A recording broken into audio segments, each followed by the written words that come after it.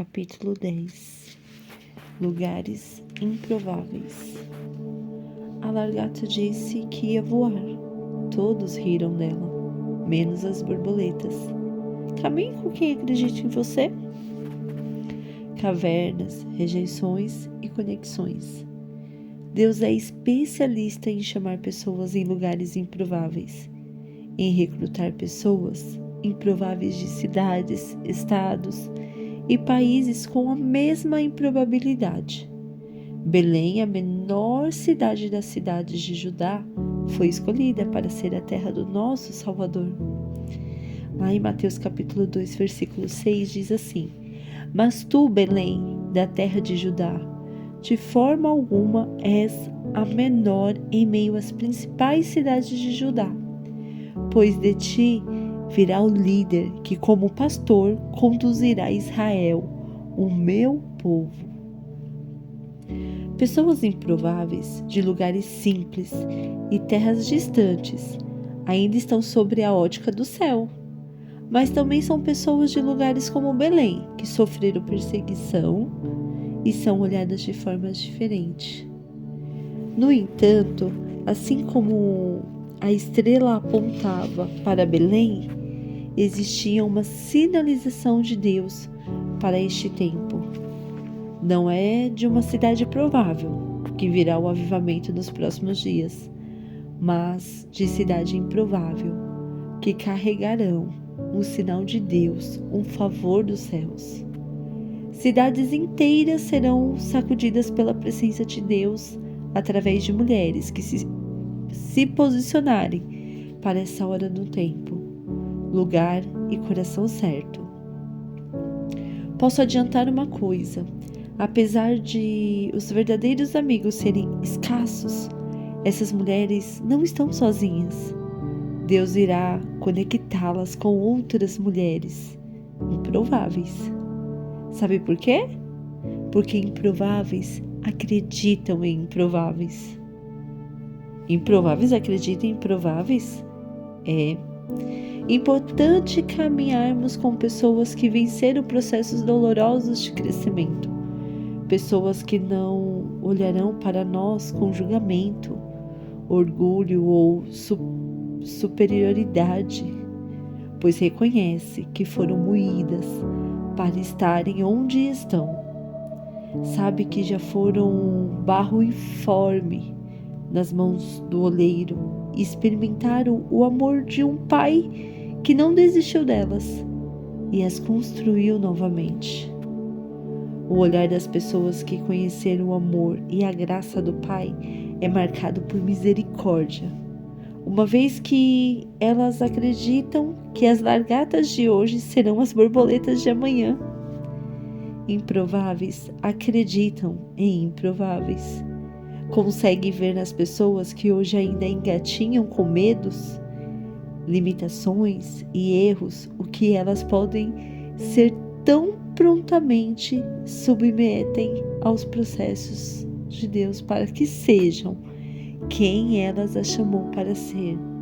Improváveis viabilizam esse processo e outras improváveis mostrando suas próprias cicatrizes, assim como Jesus fez. Jesus, o improvável dos improváveis, acreditou e se entregou por nós. Lá em Isaías, capítulo 53, do 1 ao 5, diz assim: Quem creu em nossa mensagem? E a quem foi revelada o braço do Senhor? Ele cresceu diante dele como um broto tenro e como uma raiz saída de uma terra seca. Ele não tinha qualquer beleza ou majestade que nos atraísse. Nada havia em sua aparência para que desejássemos. Foi desprezado e rejeitado pelos homens, um homem de dores e experimentado no sofrimento. Como alguém de quem os homens escondem o rosto foi desprezado, e nós não tínhamos em estima. Certamente Ele tomou sobre si as nossas enfermidades e sobre si as nossas doenças.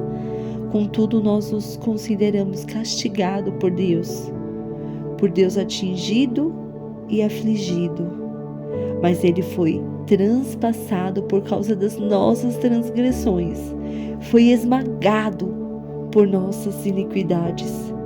O castigo que nos trouxe paz estava sobre ele, e pelas suas feridas fomos curados. Feridas de rejeição. Jesus foi desprezado e rejeitado, e a rejeição é uma das feridas comumente encontradas nas pessoas improváveis. A rejeição faz parte do processo de construção de Cristo em nós. Lá no livro de Marcos, capítulo 8, do 31 ao 37, diz assim: Então Jesus começou a lhes ensinar que era necessário que o Filho do Homem sofresse muitas coisas e fosse rejeitado pelos líderes do povo, pelos principais sacerdotes e pelos mestres da lei. Seria morto, mas 3 dias depois ressuscitaria. Enquanto falava abertamente sobre isso com os discípulos, Pedro o chamou de lado e o repreendeu por dizer tais coisas. Jesus se virou, olhou para seus discípulos e repreendeu Pedro. Afasta-se de mim, Satanás, disse ele. Você considera as coisas apenas pelo ponto de vista humano e não pela perspectiva de Deus. Deus chamou a multidão e os discípulos e disse: Se alguém quer ser meu seguidor, negue a si mesmo, tome sua cruz e siga-me. Se tentar se apegar à sua vida, a perderá. Mas se abrir mão da sua vida por minha causa e por causa das boas novas, a salvará. E o que daria um homem em troca da sua vida? O ensino de Jesus nunca ocultou a verdade acerca dos processos divinos que devemos enfrentar, assim como não escondeu que o mundo teríamos aflições. Pelo contrário, assegurou-nos que a vitória do Filho nos encoraja a cada dia. Lá em Marcos 8, do 31 ao 33, diz assim, Em seguida, resolveu explicar algumas coisas. É necessário que o Filho do Homem seja maltratado, levado a julgamento e declarado culpado pelos líderes do povo, sacerdotes e líderes religiosos, que seja morto e 3 dias depois ressuscitasse. Ele falava de modo simples e claro para que todos entendessem. Pedro, porém, protestou, segurando-lhe o braço, vendo que os discípulos hesitavam em aceitar os fatos. Jesus repreendeu Pedro. Pedro, saia do meu caminho, fora Satanás. Você não tem ideia de como Deus trabalha. Assim como Jesus advertiu os discípulos várias vezes, devemos nos lembrar de que seremos atingidos por rejeição, injustiças e muitas desventuras. Precisamos estar cientes de que será necessário ser rejeitado pelos líderes religiosos do nosso tempo. Será necessário ser rejeitado de modos diferentes e peculiares. Será necessário perder relacionamentos. Será necessário ser traído. Será necessário sofrer injustiças. Será necessário sofrer dores. A rejeição foi minha amiga. Apesar de eu querer dispensá-la, foi justamente ela que me tornou mais parecida com Jesus. Resistimos à rejeição, mas é ela que transforma todo o orgulho do nosso coração em verdadeira humildade.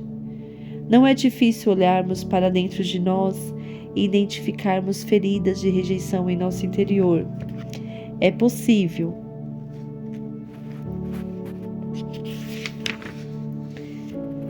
Que ao sondar os nossos corações constatemos que em algum momento ou em diversos deles, em doses maiores ou menores, sofreremos rejeição. O mais interessante é que o ambiente familiar normalmente é o lugar onde enfrentaremos a rejeição de uma forma ainda mais dolorida, pois procede das pessoas que mais amamos, que mais nos conhecem. Davi passou por isso. A rejeição alcançou o coração de Davi, mas não teve o poder de paralisar os pés. Na verdade, a rejeição que Davi enfrentou foi um instrumento de Deus para posicioná-lo e conduzi-lo a um novo tempo. A rejeição alcançou o coração de Davi, mas não teve o poder de paralisar-lhe os pés. Da mesma maneira, os improváveis viverão e estabelecerão algo novo sempre que vencer a rejeição pessoal. Se você se lembra da história de Davi, ele estava cuidando de algumas poucas ovelhas quando seus irmãos foram chamados para participar de uma das maiores conferências de seu tempo, aquela conferência anual com aquele profeta famoso. Não foi a rejeição dos irmãos de Davi que o conclamou o rei, nem mesmo a inveja de Abner ou o desprezo do pai e dos irmãos. Davi estava onde Deus queria que ele estivesse, e por estar posicionado foi chamado pelo profeta de Deus. Isso significa que a palavra profética sempre nos encontrará e terá poder sobre a nossa vida. Podemos estar certas de que as palavras proferidas contra nós jamais terão poder superior ao das palavras preferidas pelo céu a nosso respeito. Ainda que a terra grite, rejeição! O céu grita e ministra aceitação sobre nós. O óleo da cura procura a cabeça das improváveis para curá-las. Elas talvez estejam escondidas, mas não serão encontradas. Não podemos permitir que as histórias da rejeição pelas quais passamos paralisem o que Deus quer estabelecer dentro de nós. Na hora certa, o profeta Samuel da nossa história aparecerá. Deus levantará homens e mulheres que não olharão para nós pela perspectiva terrena, mas sim com os olhos do céu. Cavernas e conexões improváveis. Cavernas como a de Adulão costumava nivelar olhares e padrões. Os amigos improváveis de Davi na caverna de Adulão revelam essa realidade. Lá em 1 Samuel 22, no 1 ao 2, diz assim: Davi fugiu da cidade de Gate e foi para a caverna de Adulão. Quando seus irmãos e a família de seu pai souberam disso, foram até lá para encontrá-lo. Também juntaram-se a ele todos os que estavam em dificuldades, os endividados e descontentes, e ele se tornou o líder deles. Havia cerca de 400 homens com ele, que enfrentou as próprias tempestades, venceu dores e deu um novo significado à sua história. Não tem tempo ou coração para julgar ninguém, pois compreende que todos precisamos ser olhados com bondade e misericórdia, que caímos ou falhamos. Na verdade, tudo o que precisamos é menos julgamento e mais acolhimento. Há alguns anos cheguei a ter síndrome do pânico, porque estava passando por um período de muitas perdas, algumas das quais incluíam relacionamento com pessoas que eu amava muito e julgava não conseguir seguir em frente sem elas. No entanto, foi justamente nesse vale de dor que descobri que algumas perdas são ganhos. Transforma-se em chaves que destravam nosso destino. Naquele período eu não compreendia, mas Deus estava construindo dentro de mim uma rede de relacionamentos capaz de apoiar o que viria à minha frente. Aquelas pessoas simplesmente não faziam parte desse novo propósito de Deus para a minha história. E eu tampouco fazia parte do propósito de Deus para elas. Deixar ou ser deixada foi a melhor coisa para ambos os lados. Foi como Abraão e Ló tiveram que romper para poder recomeçar. Quando eu entendi a dinâmica do céu e esse respeito, o meu coração entrou de paz e eu fui tomada de gratidão. Passei a estar atenta à rede que pouco a pouco Deus ia construindo através da dor e comecei a entender que alguns finais podem ser novos começos. Como você e eu lidamos com as perdas? A nossa visão a respeito definirá o nosso grau de maturidade. Não podemos olhar para trás, ainda que nos peçam isso. Devemos seguir para o novo lugar que Deus estabeleceu dentro de nós. Tudo o que precisamos é menos julgamento e mais acolhimento. Podemos estar seguras de que as pessoas serão trazidas por Deus para perto de nós. Quando as portas estiverem fechadas, não as empurre. Mais tarde você agradecerá por elas. Deus trará para o nosso ambiente novas conexões interpessoais que podem destravar e impulsionar a nossa vida. E é ao lado delas que devemos estar, sendo construídas por meio de relacionamentos saudáveis, não utilitários. Quantas de nós, em algum momento da vida, precisamos de alguém maduro o suficiente para ser apoiado, para ter aceitação e correção sábia? Quantas de nós descobrimos que essas pessoas são uma raridade? Sim, Paulo já havia nos alertado. Lá em 1 Coríntios capítulo 4, versículo 15 diz assim: pois ainda que tivesse 10.000 mestres em Cristo, vocês não têm muitos pais, pois eu me tornei seu pai espiritual em Cristo Jesus, por meio das boas novas que lhes anunciei. Olhando dentro de nós mesmos, vemos áreas imaturas que precisamos crescer de forma saudável. Muitas vezes queremos ver nos outros aquilo que nem nós mesmos temos. Queremos receber o que não damos. O único caminho é amadurecer e contar com pessoas maduras que nos ajudem. Há uma geração carente de homens e mulheres de Deus, ajustados à palavra, equilibrados e sem intenções escondidas. Verdadeiros pais e mães espirituais de uma geração ferida na paternidade, que precisam de uma mentoria responsável e eficaz. Apesar de termos muitos mestres que ensinam isso ou aquilo, poucos têm sido os pais que nos geram para os propósitos de Deus. Peça a Deus para que você se torne uma mãe de gerações e que Deus a encaminhe a pais e mães espirituais, como Paulo foi a Timóteo. Eles são poucos, mas existem.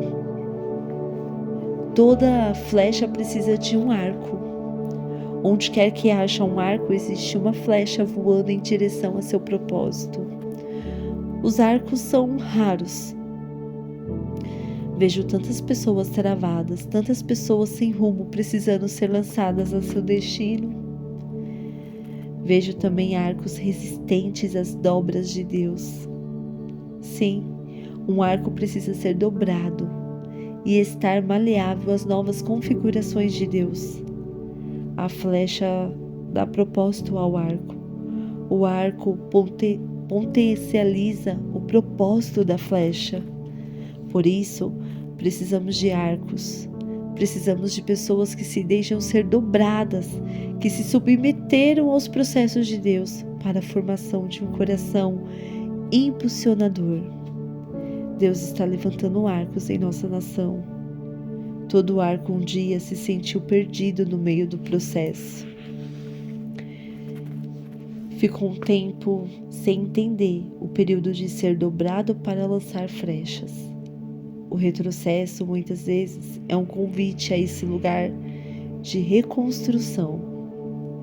As flechas são polidas, mas os arcos são dobrados. O que define o arco a sua eficácia é quando ele deixa Deus tratá-lo. Quanto mais arcado, mais eficaz. Os arcos são raros, por isso tão preciosos. Senhor, meu Deus, meu Pai, te agradecemos, Senhor, por mais um capítulo, Pai. Por o Senhor nos levar a lugares improváveis, lugares pelos quais precisamos ser moldados, precisamos de uma reconstrução interna, precisamos amadurecer, precisamos estar com o coração aberto ao novo, precisamos ser acolhidos. Queremos, Senhor, te agradecer, porque o Senhor tem enviado pessoas para cuidar, para nos abraçar, para nos ensinar. Queremos te agradecer, Pai, por tudo que o Senhor tem nos ensinado até esse capítulo 10. Obrigado, Senhor, por cuidar tão bem da simplicidade do seu amor. Obrigada pelas vidas que estão sendo ministradas através do testemunho da pastora Viviane Martinello. Obrigada, Senhor, por essa leitura em conjunto com essas mulheres que querem ser mulheres improváveis e querem estar nos lugares onde o Senhor quer que estejamos. Mulheres que mesmo com medo perseveram, que mesmo com dores não desistem e caminham, que acreditam que outras mulheres podem ajudá-las a se curar e a viver o teu propósito aqui na terra. Obrigado por nos levantar, Senhor. Eu te agradeço por mais uma oportunidade de compartilhar um testemunho, a tua palavra, uma oração, um louvor. Obrigado, Jesus.